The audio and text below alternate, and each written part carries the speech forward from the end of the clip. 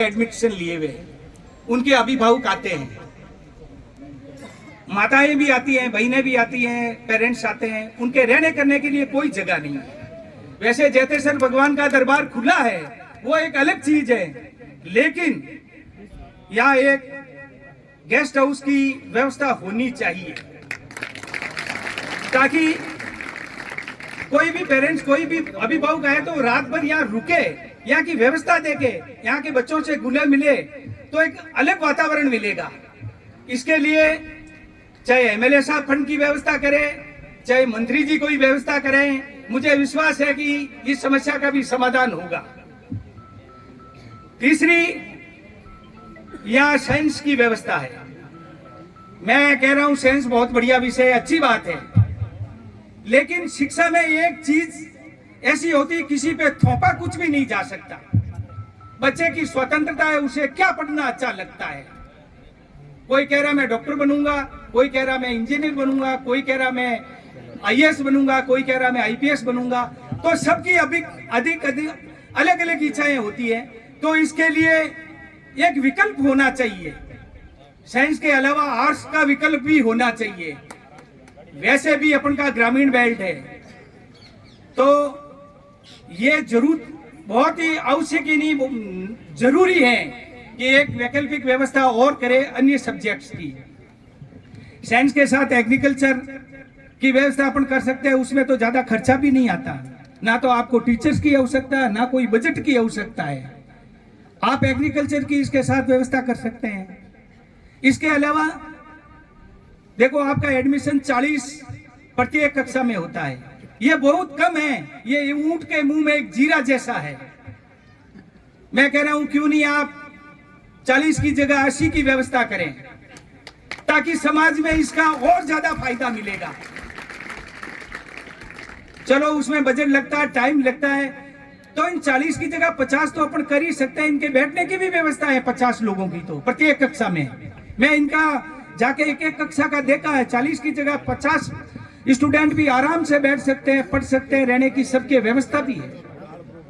तो ये संख्या भी बढ़ाएं, ये भी मेरा आपसे निवेदन है। दूसरा, बच्चों के लिए इस क्षेत्र में कोई भी आवासीय विद्यालय नहीं है। मेरी इच्छा है कि यही पारसाराम जी के सानिध्य में ही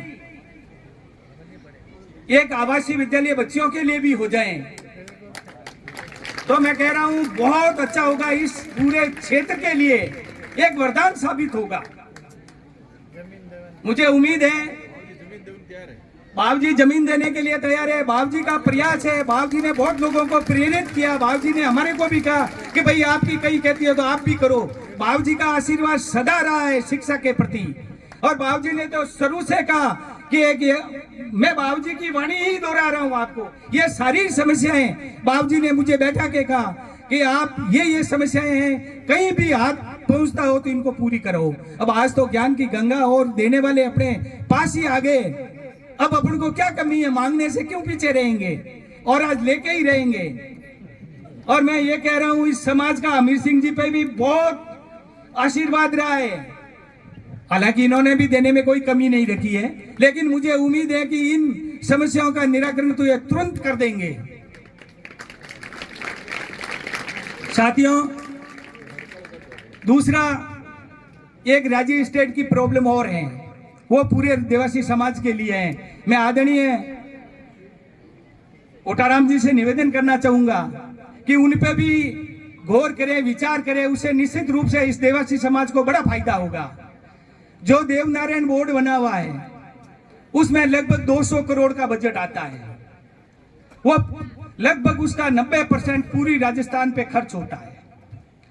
जहां गुजरों के लिए कॉलेजें बन गई, स्कूलें बन गई, गर्ल्स हॉस्टल बन गए, बहुत सारी, माना उनकी आबादी ज्यादा है, लेकिन उनका 25% तो हमारे को भी दिलाओ, इतने तो हम भी हैं। यदि 25% बजट मिलता है तो भी साल के 50 करोड़ रुपए मिलते हैं। हर जिले को एक एक आवासीय विद्यालय और मिल सकता है। मैं आपका ज्यादा टाइम नहीं लूंगा। मेरा आप सबसे निवेदन यही है कि आप भी अपने बच्चों के प्रति ऐसे आवासीय विद्यालयों के प्रति रुचि बढ़ाएं, इन पे अपने बच्चों को एडमिशन दें, टाइमली संभालें, उनका रिपोर्ट कार्ड लें, गुरुजनों से मिलें। देखो, ताली दोनों हाथ से बजती है। समाज का विकास तो तभी होगा जब दोनों पहिए बराबर चलेंगे, एक पहिए से गाड़ी नहीं चलती है। धन्यवाद, जय हिंद।